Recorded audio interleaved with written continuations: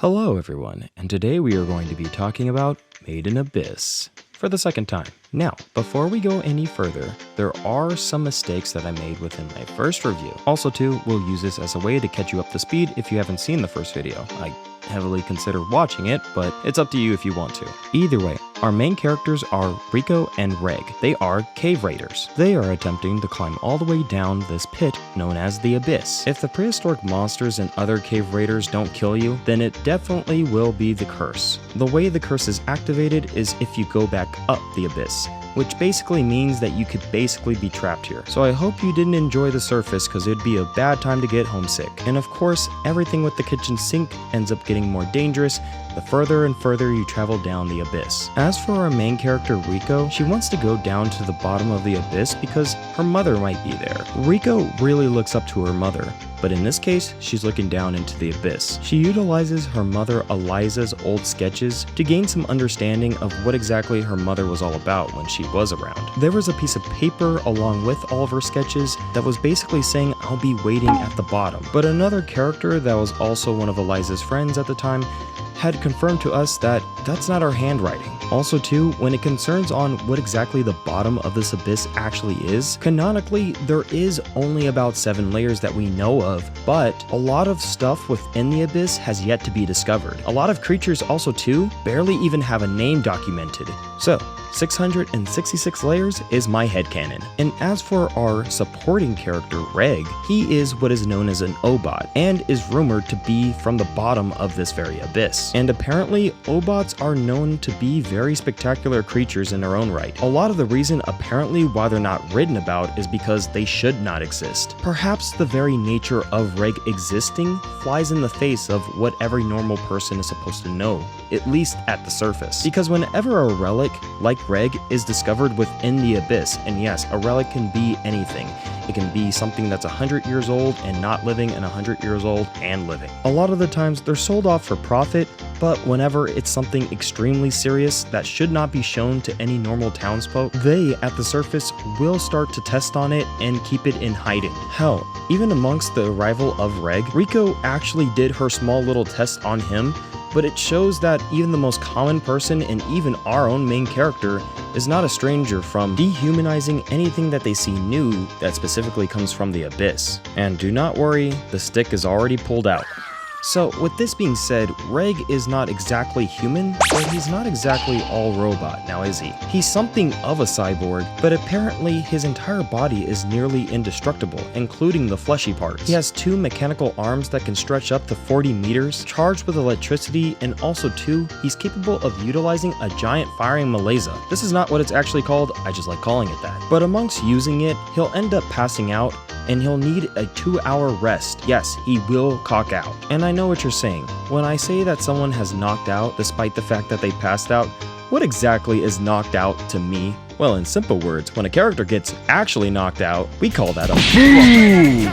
Yeah, motherfucker! And I noticed that a lot of people have read the manga, and I haven't read the manga. Now, if I'll ever talk about the manga, that's specifically if I ever came across the manga. And will I ever stop saying manga? No, I won't. But truly, if I do feel like talking about the story even after the events of the anime, then I will start bringing up a lot of manga stuff. As for now, I'm obsessed with utilizing the footage that I've gotten from the first 2 movies, including the 3rd movie, which, trust me, that movie, we'll get to it. So, Akihito Takashi, can you traumatize me on your very amazing adventure? We'll just see. Either way, let's continue with the story.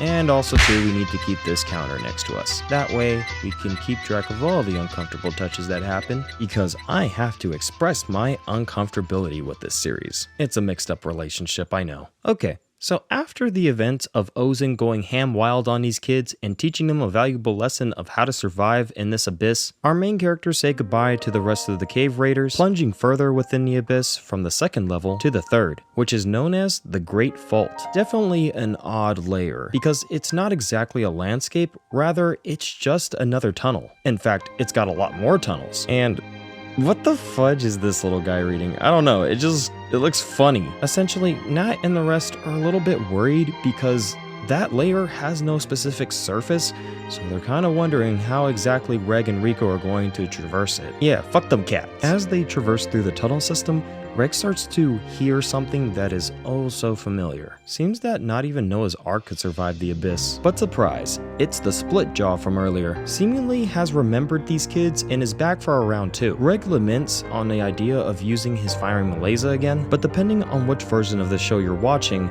the movie speeds over all the firing Malaysia stuff, Reg knocking out, and Rico basically hallucinating from the curse. In the movie, instead of Reg utilizing his firing Malaysia, he just essentially uses the Blaze Reap, that one weapon that was essentially handed down to them by Ozin. Anyways, after dealing with the split jaw, they make their way to the Goblets of Giants. This is the 4th layer, and it's extremely beautiful, but it's very humid there because of all the hot water, and apparently it stinks a bit. As Rico and Reg tread across the warm water, Reg starts to notice that there could be somebody listening in on their conversations. This kind of scares them and forces them to stay out in the open so that they can find a place to camp for the night. With it continuing to become more mistier as they traverse, they start to notice something in the distance. And turns out, it's a giant monster, one that's spikier. This is known as an orc piercer. They're known for having venom within their spines. Also too, it's extremely intuitive. After the orc piercer attempts to attack Reg and Rico, Reg blocks it, but barely. Most of his items that he kept within his backpack, including the Blaze Reap, ends up coming out. But as he starts to lament on using it, the Orc Piercer kicks it away. With that option totally lost, Rico gives Reg this giant umbrella that's made out of metal. One key thing to know about Orc Piercers is that their spines not only include venom, but are also strong enough in order to pierce steel. With this being said, the Orc Piercer absolutely obliterates the metal umbrella. With the creature being distracted, Reg asks Rico what to do next, but doesn't receive an answer. He turns 7 o'clock to his left, and he sees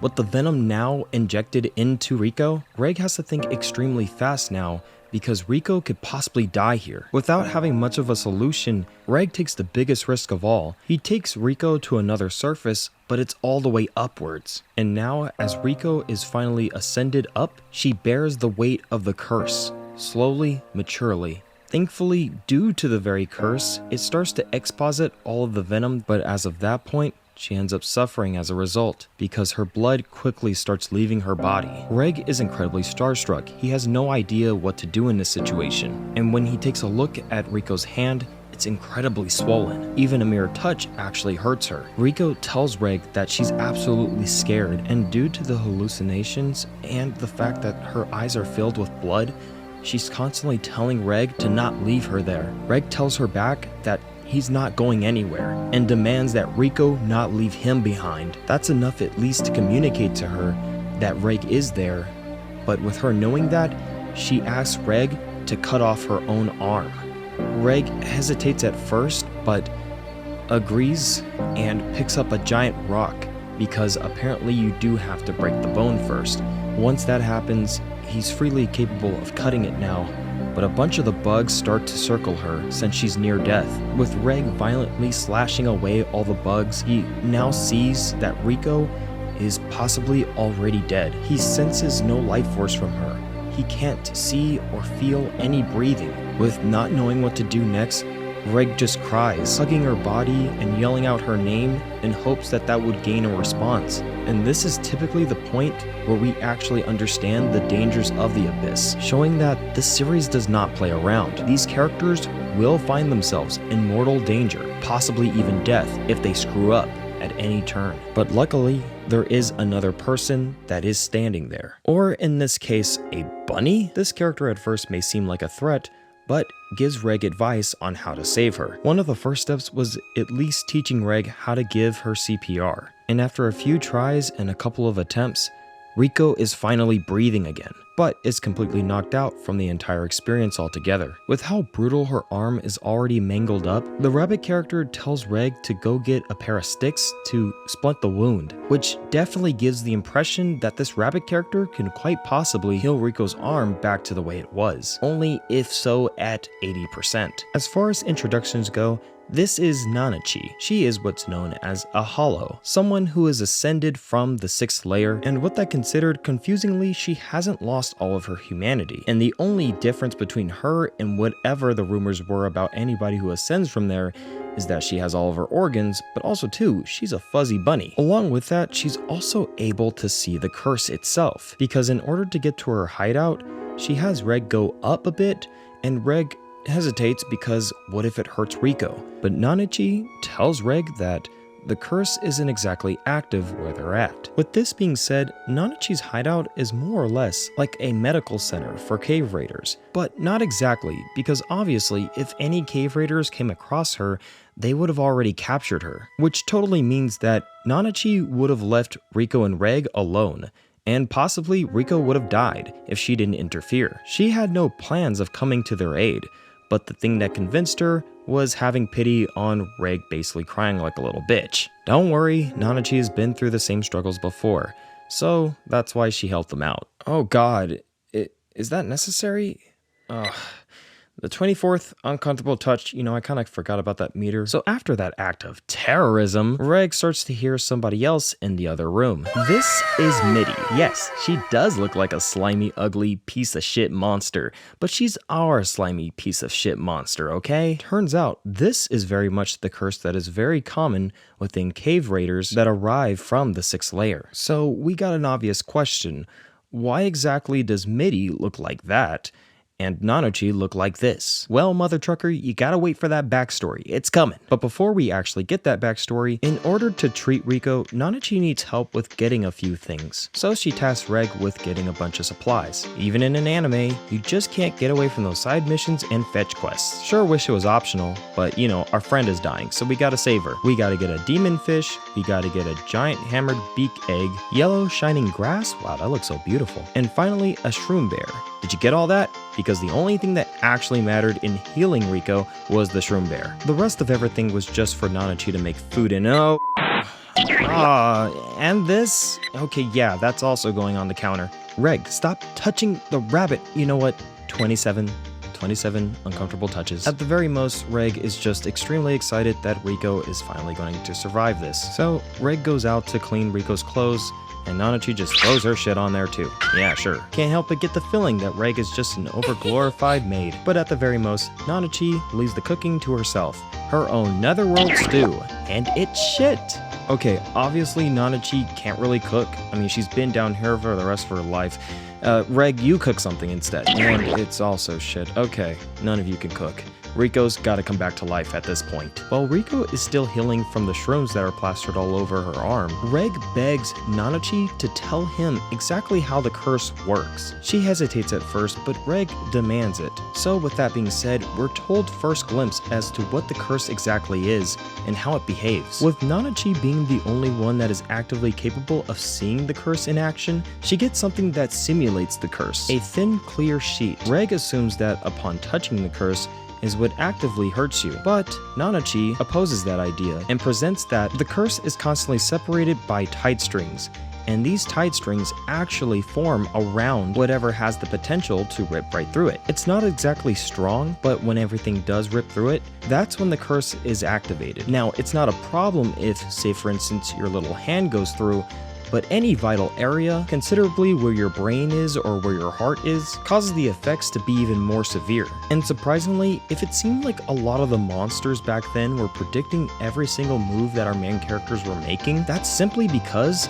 they can read the character's intuition from the tide strings. Now, these monsters aren't incredibly intuitive, but they're just capable of reading the future because they're capable of also seeing the tie strings just like Nanachi. We're also aware that black whistles are capable of coming down to these depths, so it makes us question how are they able to get back up? They're totally capable of doing that, but they don't see the tie strings, seemingly making this an animal exclusive type of ability, even to the point where Nanachi just laments that cave raiders able to actually come down here and not be affected by the curse is just completely weird. So in order to test out this theory, Nanachi gives Reg an opportunity to test this out on the org piercer, reminding Reg to follow her every step. Turns out, once Reg steps on the very grounds of where the org piercer was, there is a black whistle that is in danger. As Reg is facing down the org piercer, Nanachi tells him to look completely up and totally commit to the act, which confuses Reg at the moment, but he does it anyways.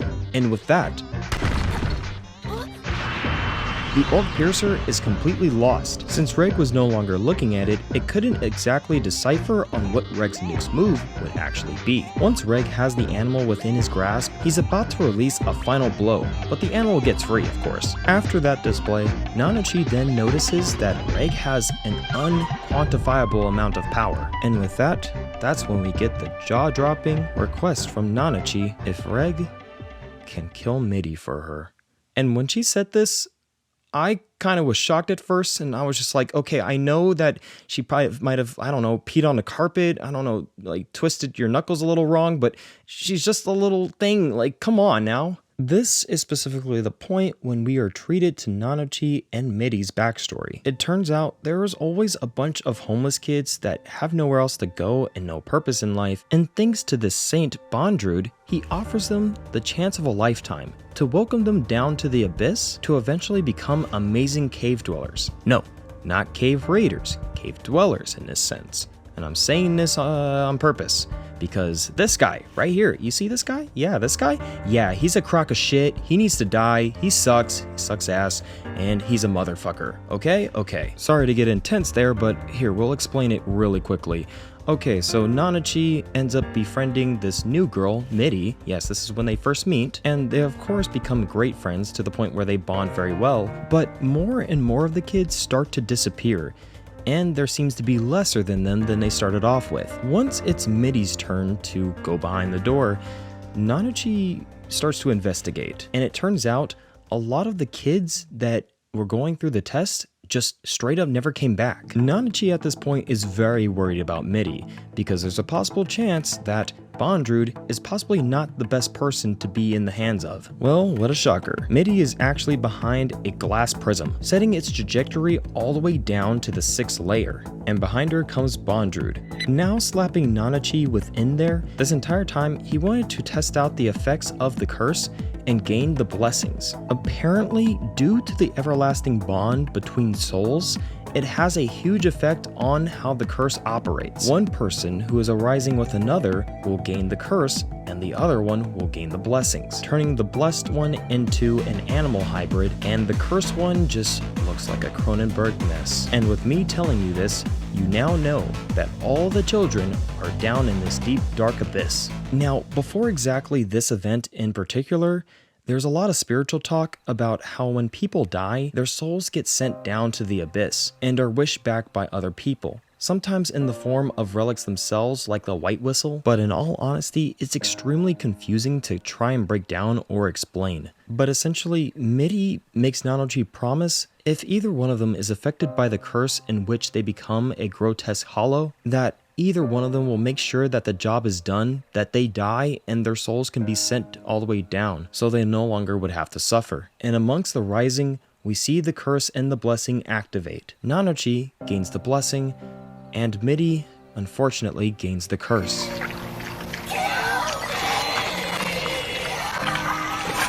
After this point, they start to discover that Midi has the rare ability to self-heal. They constantly torture her and tear her apart. As she grows limbs back, they become more deformed. With this absolutely shocking Nanachi couldn't stand it anymore and ended up leaving that place altogether. And that's how she ended up here in the 4th level. Midi, you're cute, but you're freaky as hell. That's an uncomfortable touch. Back to our current time, Reg asks Nanachi if Midi truly is unhappy, but Nanachi responds anytime she's talking to Midi, or at least calling her over, that Midi isn't exactly showing off her personality. It's all just reflexes. Nanachi can't exactly communicate deep thoughts with Midi, and that's why you mostly see Nanachi babying her, because at this point, that's all she really can be. With that being said, they both gear up for Midi's final day. It truly is the cutest thing that I've ever seen, because Nanachi places a bunch of Midi's favorite little stuffed animals around, at least giving the whole situation some comfort and peace. After what Nanachi says as her last goodbye, she walks away and tells Reg to get on with it. But as Reg gears up to shoot his firing Malaysia, Nanachi quickly tells him to stop. Now, finally, with Nanochi being as stoic as she could be, at this point she finally breaks down, telling Midi that she's sorry and giving all of her apologies for at the very most putting her through so much pain in order to kill her. With this being Nanochi's true final goodbye, she finally tells Reg that she's ready now. And Reg does the deed. Now, I'm not gonna lie, this was pretty sad. On my first watch, I didn't cry. But on at least my third watching, for the sake of this video, there was a slight tear up because I had already seen this 3 times. The story of Midi is truly a tragic one. The whole thing is completely sad, with you understanding that Midi's soul is trapped within this physical body, but the physical body is just so darn cute. Add that on to the fact that Nanochi was acting completely in control the whole time. And the second that she starts to break down, it ruins your sense of comfort and stability. This is what truly makes anime as powerful as it can be. The emotions are very real, and they treat the moments with so much reverence. In anime, it always makes me mourn events such as this, for where they do not hold back any scenes, and it allows you to really revel within the emotions of the moment. It's a type of rawness that would never really be allowed on American television, and if so, it's usually within live action. But here's the thing, anime captures that emotion way better than any live action television show can, at least in my opinion. Heck, this is just the standard for what exactly anime can offer when it comes to the emotional pull. Because after Made in Abyss, once we start reviewing other types of animes, we're going to see this example put on full display. And also, I'd be lying if I didn't say that this is exactly why my standards for shows are so high. And to another degree, it's kind of hard to suffer with characters when you know eventually the show is going to end. There's always a thought in the back of my head when introduced with a new show, how well am I gonna love the characters? And if I love the characters too much, that's going to make me want to not watch the show, because I will already be way too invested into them. It's something that I want out of a show, but it's something that I do dread at the same time. Because to an odd degree, every single anime that I've ever come across always feels like I'm having the best time of my life with these new friends of mine that I can no longer revisit. And watching old episodes does not capture the same magic as before, because as you know, anime always has a plot that goes forward. Everything is constantly changing around these characters, and if I just went back into the past to relive the exact same experience, it would always end up paling in comparison to a true experience that is new. But my crippling depression loneliness aside, how's Riko doing? Well, I'll tell you what, she's definitely doing better. Riko is a bundle of energy amongst waking up, but she quickly mentions that she thought that there was another person in that house. That confuses Reg and Nanochi, because how would she know that? But amongst Riko sleeping, she had a terrible dream where she was being crushed and ultimately submerged in a bunch of skin. Riko, just like before with the curse, was extremely terrified, but she also noticed that there was an eye, and the eye of another little girl who was also terrified. By noticing this, she reached out to the other eye with hers and uncovered Midi. And thus, they were both calm and at ease, which brought a whole new wave of emotions towards me, because apparently this might have been the reason why Midi was so close to Riko when she was asleep. And it sort of reconfirms what Nanochi was saying about Midi totally suffering within that body, because to some extent this also doubles as ever-going strength for why Riko is able to come back as well. And I mean, really, we can also double that with the fact that Nanochi put a bunch of Midi's blood into Riko, basically supercharging the healing process in general. But hey, if you want to take the less spiritual route, then fine by me. And after this point, they all take a bath and oh boy, oh, what, they're eating the dead skin? Freaking disgusting. Yo, what the fudge? Reg? No. Why? Why? Why? Reg, no. Okay, let's fast forward. Alright, so now they gotta take off Riko's, shrooms. Oh, come on. Oh, and it's painful? What the fudge? Oh, the pain. Oh, no, stop.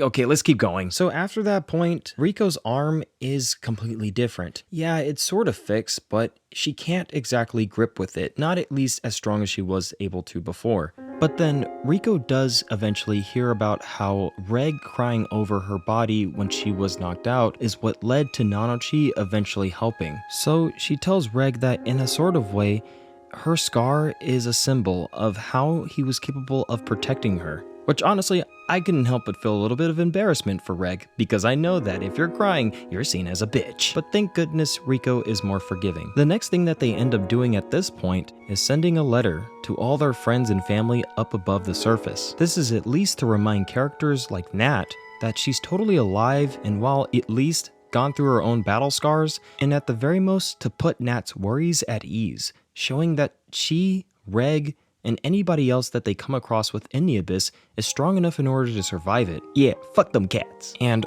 oh my god, the house looks like Mitty! Since Nanochi now doesn't have to care for Mitty, Rico and Reg, specifically Rico, asks Nanochi if she wants to come along with them on their adventure down the Abyss, which Nanochi agrees to go with them. Oh yeah, another crew member is just like One Piece. But then we take a sneak peek over to where Bondrewd is, and apparently he finally sees that Mitty had bit the dust. And then oddly enough, there is a little girl that comes and calls him Papa. Now that's confusing. Little girl, do you know exactly who your father is? Assuming even if that is your father. But all those questions will be answered within the third video.